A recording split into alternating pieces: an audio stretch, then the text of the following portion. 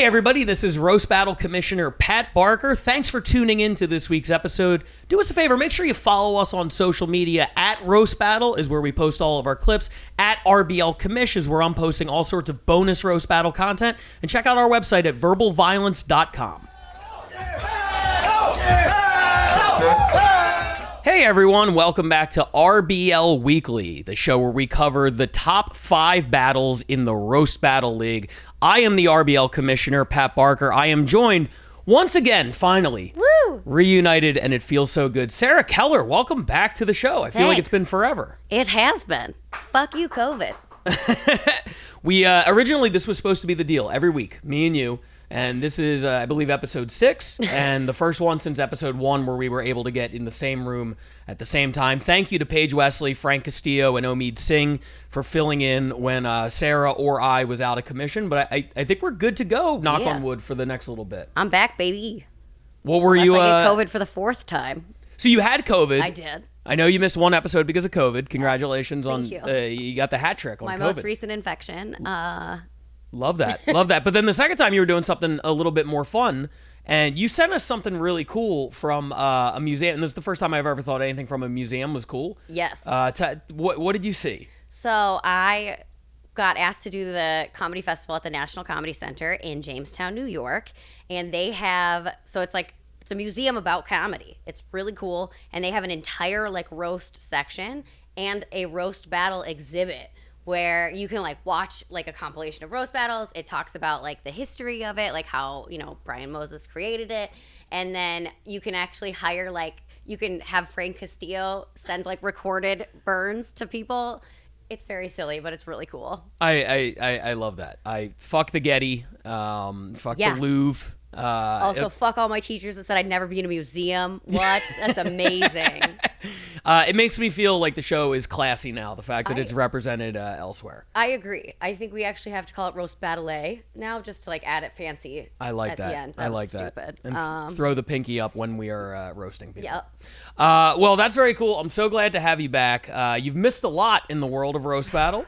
I know. We're going to get you caught up this week. One little format change to the show. We're going to pull back the curtain a little bit. This is originally intended to be the top 5 battles of that week.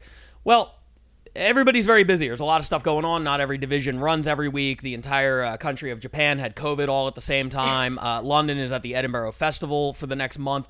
There's a whole bunch of stuff going on, so sometimes we have to dip into the vault a little bit. So we are going to be featuring on this show today one battle from this past week, but a lot of spotlights on current champions that were and some of their greatest hits. So we're going to be running through some of those, and we're going to start with a battle from La Jolla. Now, if you remember, our number 1 battle last week was from the La Jolla Comedy Store down in San Diego. We're pulling another battle from that event that features 2 LA battlers, one of whom is the current undercard champion. And by the time this episode drops tonight, she will be making her next title defense. But let's start by looking at her last title defense down in San Diego. This is Alyssa Poteet defending her belt against Phil Will. Let's check it out. Thank you, DMXXL. Okay.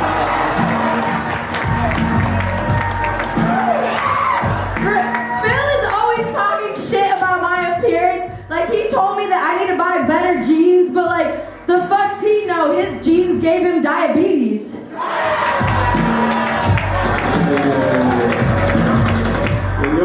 Your jeans gave you 2 left titties. I bet you know what that feels like. Alyssa, blonde, and she loves Russia. And she's not Russian, but she loves Putin. Dicks in her mouth.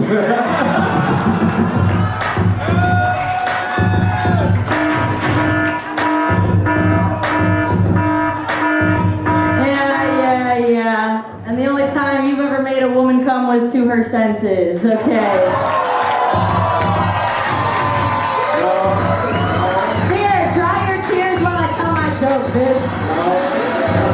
Phil reminds me of Morpheus from The Matrix, not because he's bald and black, but because he also takes a little blue pill every night to help him masturbate. Yeah, well, at least when I forget my pills, it don't make me want to kill myself. Yeah, you look like you took a break from marching and just went to Applebee's to order the Black Lives platter, okay? Yeah, but I had to put aside a white guilt. So that was our number 5 battle this week. We're gonna dissect the battle professionally as we do, but she's a big fan of Putin. Putin dicks in her mouth. Made me laugh. It just comes from such a silly place. I'm not defending it as the greatest roast joke of all time, but it was just so silly. That one, I mean, I think Alyssa won pretty clearly, and she obviously took home the win. She's still the champ, but shout out to that joke before we get started. That tickled me. Oh God, I'm so embarrassed for you. It just hit my dad. It's a filthy joke, but it's also like a dad joke. It's like straight off a popsicle stick. Yes, I guess I saw it coming. Of course. And so it just was like, okay. Of course. Everything about the joke was terrible. The setup, she's a fan of Russia. She's not a fan of Russia. Like, none of it made any sense. And he went such a long road to nail Putin Dixon. All right. That's why I find it funny. Like, ironically. But anyway. If you want one that I really did enjoy from Phil, the rebuttal on the pills, the little blue pill, and when I forget my pills, it doesn't make me want to kill myself. That was quality. That was a good, yeah. And you really enjoyed the 2 left tits joke. Phil is stupid in the best way possible. I mean that as a compliment. I love him. I don't even, like, what does 2 left tits mean? It doesn't have to mean anything. Does that just mean they're symmetrical? Because I think that's a good thing. It just means she has bad tits. Oh, all right. I think that's the entire thing. No, I know. So what? Now that I've gotten my silly observations out of the way, what did you think of the battle? I think we're starting off. We're setting the bar high. If this is number 5, Alyssa is very interesting to watch because she's the only person I've ever seen that man spreads on stage. Like, that's true. She does. She does. She is a commanding presence, which is also interesting because she's obviously very small compared to Phil Will, and yet like she kind of demanded that stage. Well, this is one thing that I wanted to talk to you about. So we, at the time the RBL was initiated and we came up with the concept of an undercard champ, we had championship belts made. Yes. And Alyssa has always had stage presence, no doubt about it. But from the moment we gave her the belt, it's like she's a completely different person. I know we didn't see it in that video, but she demanded that she enter to John Cena's theme music from the WWE. She wore the belt throughout the entire battle. For 2 days when she got it, her social media was just all champion content. I love it. It's like it kicked her into a whole other gear. I couldn't agree more. It absolutely tickles me. Like, she comes to the roast battle every Tuesday wearing it, and I love that. It's such a flex. Yeah. And I feel like for our first undercard champion, we couldn't have picked someone better because she is so excited about it and has really embodied this spirit of a fucking legend, you know? And like, come at me, bro, and I love it. And she has the perfect balance of like, because roast battle works best when it's a show and everybody's having fun, but inherently it's a competition. Yep. Right, it's a sport. So it's really hard sometimes to find that kind of like middle ground where you're a part of this fun show, but also competitive, and you know, people go one side or the other. She has like really struck the balance nicely. Yeah, you can tell while she still has the swagger on stage that she is truly enjoying herself, enjoying what the opponent is doing, and wants to make the opponent look good. Like, she's still chivalrous in the moments, meaning like she doesn't talk over his jokes or try to get in too much. So I think, she's really cornered that, like, still having fun but taking it seriously. Yeah. Now, it was a great battle. Before we move on to the next one, at the time this episode airs, later tonight, she will be defending her title against John Luna. They are both undefeated in the RBL. I believe Alyssa is 6-0-1. John is 5-0-1. Two titans, completely different styles. Give me a prediction, Sarah Keller. Who do you think wins? Oh, gosh. Honestly, Come this is on, really great you're content. a paid analyst. Give me a pick. I think Alyssa's going to keep it. Okay. I really do. I think she's got momentum right now. She's on a streak. I think she's going to keep it. Team John Luna all day. No disrespect to Alyssa, who I obviously adore, and she has proven herself, but John Luna is a monster. His writing is next level. I'm a nerd for the writing, and I love both of them. But I think this is John Luna's night. Either way, follow me at RBL Commish. We will have the results before you find them anywhere else, if you're curious as to who won that one. All right, let's move on to the number 4 battle, and we are going to head across the pond, as they say, into London. I think I use that transition every single time. Probably. I'm big on across the pond. I'm a big fan. Also a big fan of this battle. I got to watch it last night for the first time. This was from, I believe, their original title tournament. And it was an earlier round battle, if I'm not mistaken, but really, really a good one. This is Jonathan Kogan going up against Catherine Mather. Let's take a look at it. Jonathan is an out-of-work hand model. He also tells me that he's a sex addict, which is a bold claim to make from someone who can't even get a hand job from QVC. Catherine, you look like all 3 kids from Harry Potter.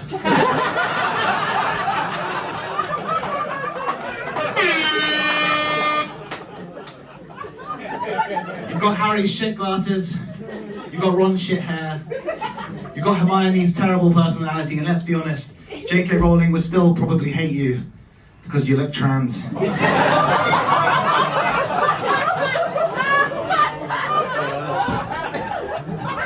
Jonathan smells like the communal wank sock at a middle-class boarding school.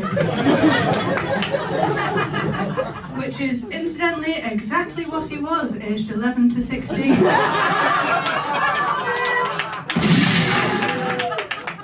I do come from a posh family. You actually look like the one au pair even my dad wouldn't bang. I don't know if this last one is just a statement or a joke, but I'm gonna fucking go with it. Jonathan's a creepy looking fuck.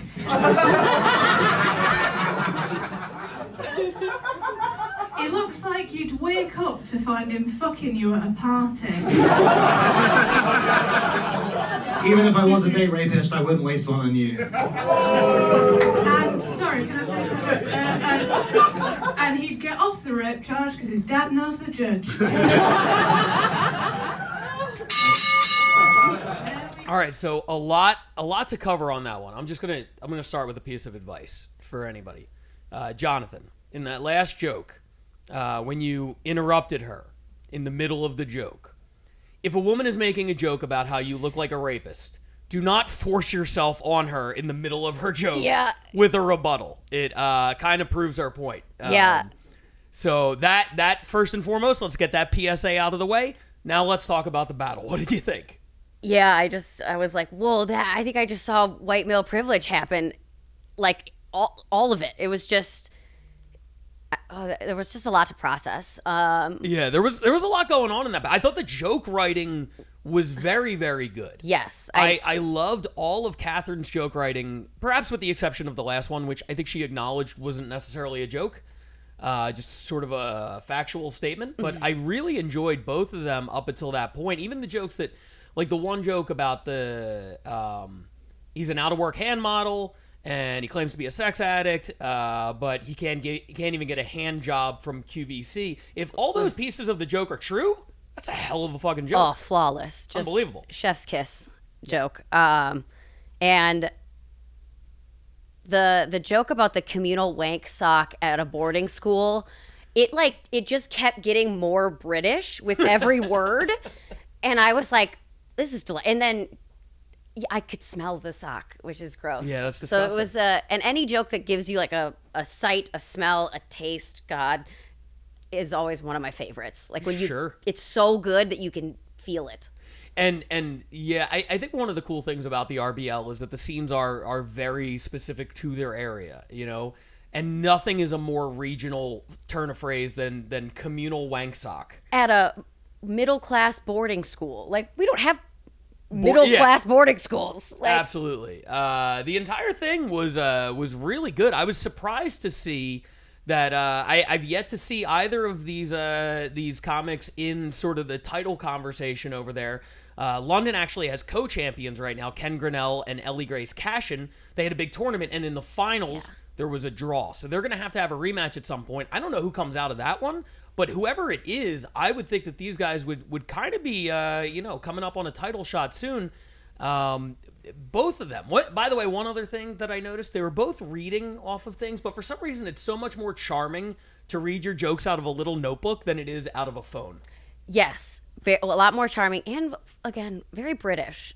Yeah. They're like, we still use paper here. Yeah, no doubt. She wrote the meanest joke about that guy looking like a date rapist and his father being the judge, and she wrote it with like a quill pen. Yes.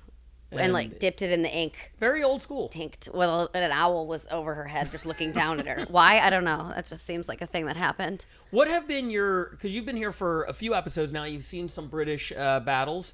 What are your thoughts on Roast Battle London as a whole? From what I've seen, their styles are very different than like the LA or even like American side. Like it's very subdued. It's very, I mean, I guess like Jimmy Carr would make sense. And he's like the only, before the RBL launched, he was like the only British, mainstream battler. Yeah. And it's all very similar. It's very subdued, and it's just like, here's this joke. And I feel like they also take their time with the delivery and also like getting to the punchline. Yeah. There isn't this like sense of like urgency of cut out the fat. It's like, nah, we're just going to take you on a little journey.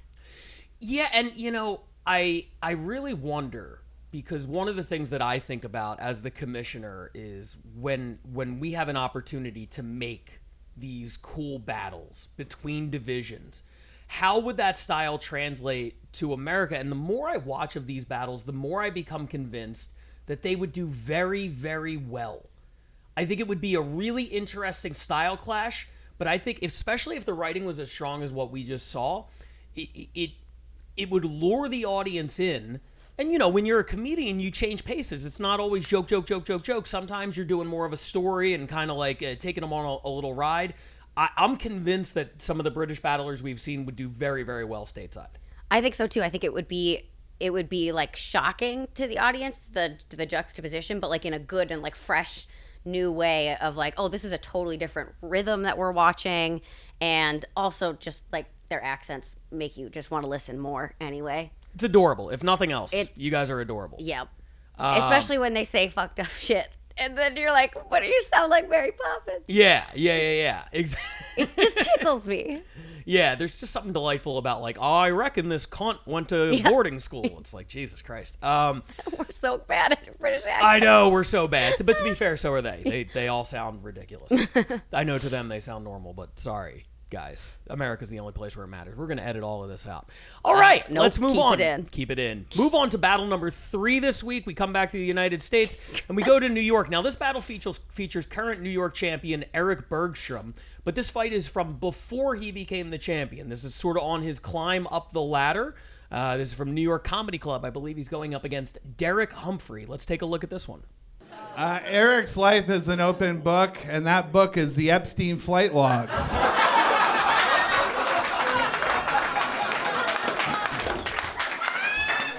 Derek is lactose intolerant, which is weird because he looks like a farmer and the thing he'd milk.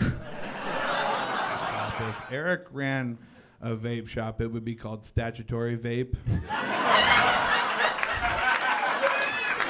When Derek first met his wife, she drove him home from a show. That's true. And she said she was worried he was going to rape her. Thankfully, he saved that for marriage. Eric had cancer at one point. I remember hearing about it and feeling so bad for the cancer. Yeah, I had cancer. Why are you covered in lumps? It's hard for me to roast Eric since chemotherapy already did.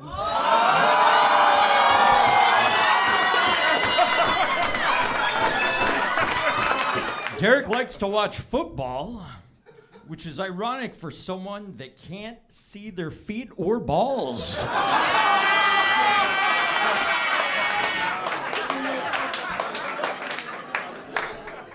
Eric looks like if avian bird flu were a person.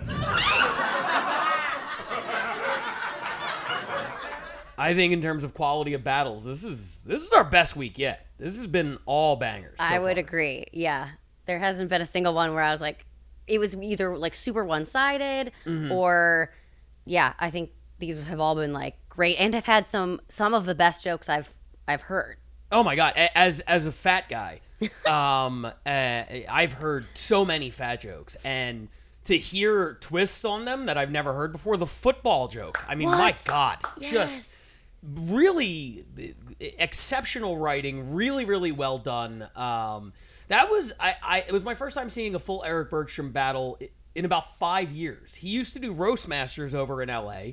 And I remember when I battled Eli Sayers on our Comedy Central show, I watched all of his battles to prepare, and he had one against Eric Bergstrom. And I remember being impressed, but the strides that guy has made over the course of the last 5 or 6 years, I mean, he was on fire. We edit the battles down here, so I don't know what you're going to see when it comes out, but we just watched a full 3-round battle with like 15 jokes, an obscene amount of jokes. And he hit on almost all of them. It was really impressive. Yes. And I think one of the things I touched on in our pilot episode was my favorite jokes are the ones that are so simple that you can't believe they haven't been done yet. And the football joke is one of those where it's like, oh, it's been right there the whole time. And yet I've never heard it. Never. And it was so good. Yeah. And yeah, so I loved that. At first, I didn't like the clipboard. It didn't make sense. And I was like, Eric, what are you doing? Get rid of the clipboard. But then it became such like an extension of his weird persona that it like fit, like, because a clipboard, aside from Jimmy Carr, like a clipboard is such a weird, you have a phone or a notebook, you know? Well, I think one of the keys to it is it quickly became clear that he wasn't dependent upon the clipboard. Yeah. It was there as an extension of his character or whatever, however you put it. It was not something that he was reliant upon, which really changes it. Yes. And it fit his awkward delivery, and in the best, I'm saying, like, he's very endearing in his like nerdiness and his kind of like eccentric, like, non-normalness. Yeah, and it's really interesting because the knock on LA back in the day, before the RBL, before all these cities came on board, there was LA, and then New York was running the Roast Masters. And the criticism that I heard so often from New York was that LA was more theatrical, they had more characters. In New York, it's all gritty joke writing. We just listen to Wu-Tang and wear Timbs and tell fucking roast jokes, and that's all we do, and none of us have any sort of character. And then you have basically, Eric, who I'm not denying that he off stage is probably very much like he is on stage, but he is definitely an atypical personality up there. Yes. You know? Yes. The whole goth thing is something that I have never really seen a whole lot of. We've had a couple people in LA, like undercard battlers, but I've never seen a top guy or girl bring that kind of persona to it. Yeah, and I think it's fun. It makes for a good, not, I won't say easy target, but like a good target, a lot of plethora of material to work with. Look at you. I am just dropping those $10 words. I love it. Yeah, I think it was a very interesting dynamic. And I also thought that this battle exemplified like the different city vibes. Mm-hmm. Because, especially just coming off watching the London battle. Oh, yeah. Where, like, Eric's setup about Derek's dead dad got a laugh. Just saying, like, this guy's got a dead dad made the audience laugh because they're New Yorkers and they're terrible people. Yes. And it also is like, oh, they're on board. Like, no matter what you say, it's going to work. Where sometimes other cities, like, they don't like those, they don't like the hard jokes as much. Yeah, I mean, it's definitely a risk, less of a risk in New York, where they the audience has come to laugh. So anything and everything is on the table, and I respect that about them. And by the way, we'd be remiss if we didn't talk about Derek's performance. Derek was incredible. We've posted a bunch of clips of him from battles with Matthew Broussard before. He is a guy that I am impressed by every time I see him. His opening joke in the battle, you look like you work the coat check at a Spirit Halloween, was just incredible. He had some amazing stuff as well. Oh, definitely. I thought Derek started off like the first round. I thought Derek took. Yeah. And then Eric came back with that incredible second and third round. But yeah, no, I'm not sleeping on Derek whatsoever. Yeah. He was great. New York is doing amazing things. They've been featured on the countdown several weeks in a row now. They have a couple of number one battles. They have been consistently killing it, and nobody more so than Eric Bergstrom, who has been with roasting in some form for at least 6 or 7 years. Like I said, that's when I first started seeing him. He worked his way up. He beat, legend JP McDade to win the title. So congratulations to Eric Bergstrom, who put on the number 3 performance of the week this week. All right, so we move now to the number 2 battle of the week, and this one comes from Austin, Texas. Now, this was a championship fight, and it does feature the current champion, but she lost. Very interesting. Heather Keith is the current champion in Austin. She is actually a 2-time champion. She won the title, then she lost it, and then she won it back. Well, we are circling back to the middle of this story. That's where we're going to start. This is her losing the title, but it is one hell of a battle. This happened a couple of months ago. Like I said, not exactly this week, but you have to see this one. We couldn't not include this one. This is Heather Keith defending her title against Mike Eaton in Austin, Texas. Let's check it out. All right, everybody give it up for Fallout Proud Boy. Mike is a liar. He told me he has a small penis, but I don't believe he's ever seen it. When Heather and her boyfriend first got together, he said that she's the only one he's ever been with. He's not a virgin. The rest were at least a 3. I don't know if you guys know this, but Mike actually hits his wife. Every time she brings home the wrong flavor vape juice. Oh, yeah. Dude, we have matching vapes and bodies. It's cool. Hey, Heather, are those high-waisted shorts, or is that a fanny pack full of pudding and stretch marks? Shut up, chimichanga tits. Mike looks like if Boss Baby grew up to be an unemployed adult. That's awesome. You look like the girl from Monsters, Inc. grew up to eat Mike Wazowski. Heather took 5 years to graduate high school. It took another 5 to roll her across the stage for graduation. So that was and this isn't a shitty fat pun. That was a heavyweight title fight. That one was a knockdown drag. That was a slugfest. It was awesome, and you could tell they were having so much fun. Yeah. Like, you don't get to see people like truly laugh out loud at roast jokes about themselves that often. And you saw Heather with the fanny pack full of stretch marks joke lose it. Like, she, and that to me is like the epitome, or like the exemplification of a good battle, is when they both crack each other. Yeah, absolutely. The chemistry was really, really good there. I mean, Heather was incredible, and she is obviously an amazing champion, and we're going to be seeing a ton more of her. And every time I see her battle, I'm thinking about her versus Grace Leishman from Chicago, her versus a Joe Urell, her versus a Paige Wesley, her versus an Eric Bergstrom from the last battle. I mean, the possibilities are endless. I think they would all be great. But on this particular night, Mike was on another level. And there was one moment to me, and it wasn't his biggest laugh of the battle, but there was one moment that really stuck out to me. And it was his rebuttal when she had the joke about the boss baby. You look like the boss baby grew up to be an unemployed adult, which is very accurate. Love that joke. But then he said, you look like the girl from Monsters, Inc. grew up to eat Mike Wazowski. Oh, so good. And it was so specific, and cadence-wise, it was identical to hers. There was no way that he didn't come up with that in the moment. And so much of Roast Battle is pre-writing your rebuttals, waiting for a moment. They're going to make a fat joke. They're going to make this joke. They're going to make that joke. And having your thing ready to go. And sometimes you even have to massage it. You'll be like, they'll make like a fat joke. And you'll be like, yeah, I eat too much. You know what I mean? Where it's like, clearly you're kind of making it work. That was pieced together so perfectly. He clearly was in the zone and came up with it in the moment, which is so impressive to me. Yeah. Yeah, it was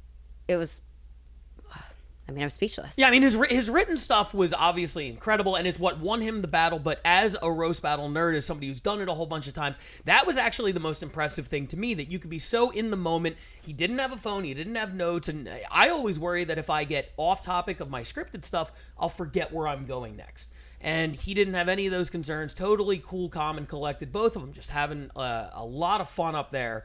I think that's one of the things that I find maybe unique, or at least like it's showcased maybe a little bit more with the Austin battlers, is their comfortability on stage. And maybe it's because the scene is smaller and they know each other like a lot better, but it seems like they will throw out riffs a lot more than like we see in LA for sure, or like that I've seen in the London battles.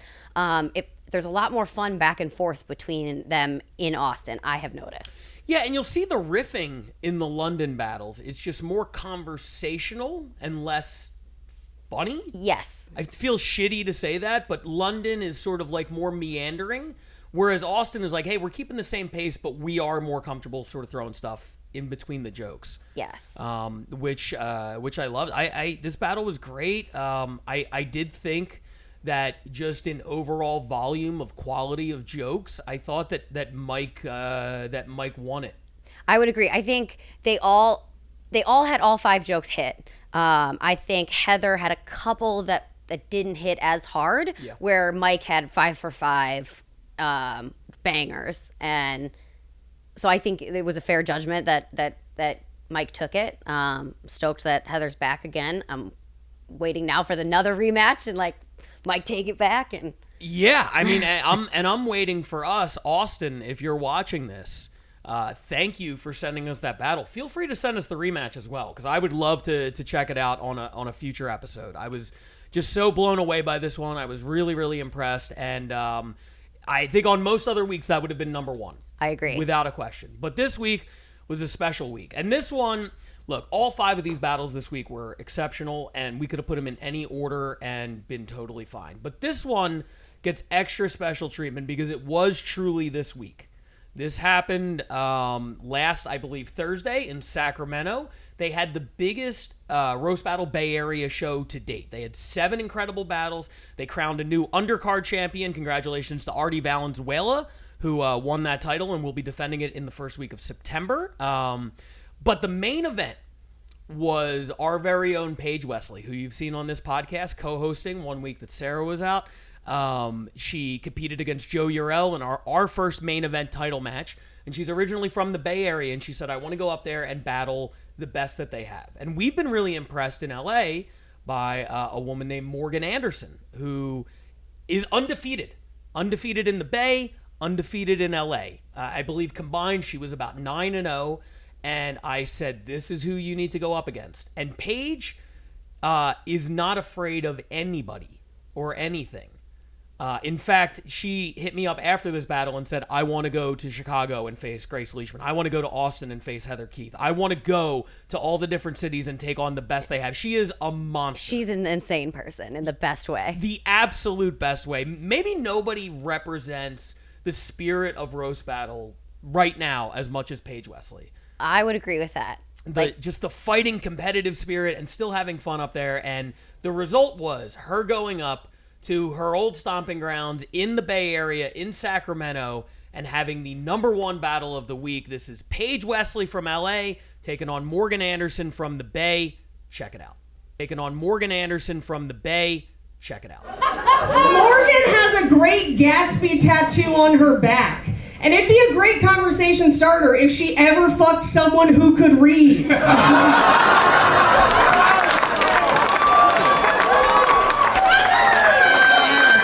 Paige looks like an old jack-o'-lantern. She comes from a Christian family and married a carpenter, and he is a lot like Jesus because Paige is waiting desperately for his second coming.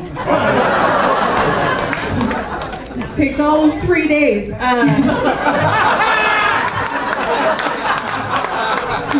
But first he's got to like roll me across the front of the grave. It's weird.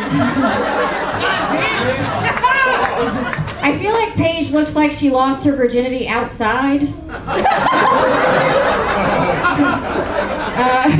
But speaking Speaking of that, her parents actually met at a Christian improv troupe, which Paige will never do improv because, as her nutritionist knows, she does not take any suggestions. But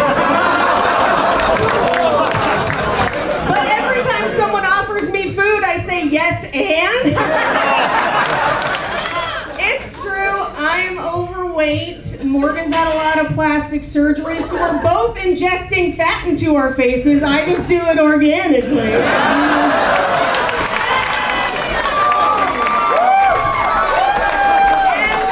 honestly, I don't blame Morgan for having plastic surgery. I don't blame her for getting Botox and a nose job. There's so much pressure on women these days. In her case, it was the pressure of her face into a pillow because guys would only fuck her from behind. But seriously though, Paige does have 2 types. They're just both diabetes. Holy shit. Oh my God. That was unbelievable. Everything hit. You know, we used to do back in the day, pre-pandemic, we did a thing called the Roasties, where once a year we would give out awards for Joke of the Year or Rebuttal of the Year or Battle of the Year. I think, and it might have to be a very special episode of RBL Weekly at the end of the year, but we have to bring those back because in my opinion right now, of everything I've seen, Paige Wesley has the top 2 battles of the year. I didn't think she could top her versus Kim Congdon from the Netflix festival that we did. That might have done it. I honestly, that is one of the best battles I've ever seen. Yeah. Like, I had an emotional experience. It hit different. It was just like, fuck, this is what this is all about. Like, they both were so in it, and every joke was original, well-crafted. They both had amazing comebacks. And, you know, like, I think Paige, one of the things that makes her untouchable is her comebacks. Like, she takes every joke that you say about her, agrees with it, and then yes-ands it. Yep. Or literally yes-ands it. Mm-hmm. But I thought Morgan also did that in a lot of the jokes. And they were very well matched. It was flawless. The battles look best when battles are best when they look like they're scripted. Now, they can't actually be scripted because if they're scripted, you'd be able to tell and it wouldn't look good. Yeah. But when you watch it, the feeling of like, did they write this? It's so good that it makes you believe that nobody could be hitting everything like that so perfectly. And that's exactly how this was. You alluded to something that Paige does and what she's done recently. And I just realized it when I was watching the battle because there's been sort of a fat person revolution since post-COVID. And I say this very seriously. Fat battlers had a really tough time pre-COVID. They would have great battles, but not a lot of wins. Paige has been almost unbeatable post-COVID. You saw Derek Humphrey earlier. He was excellent. The battle before that, the champion, Mike Eaton, was crowned in Austin. He's a plus-size gentleman as well.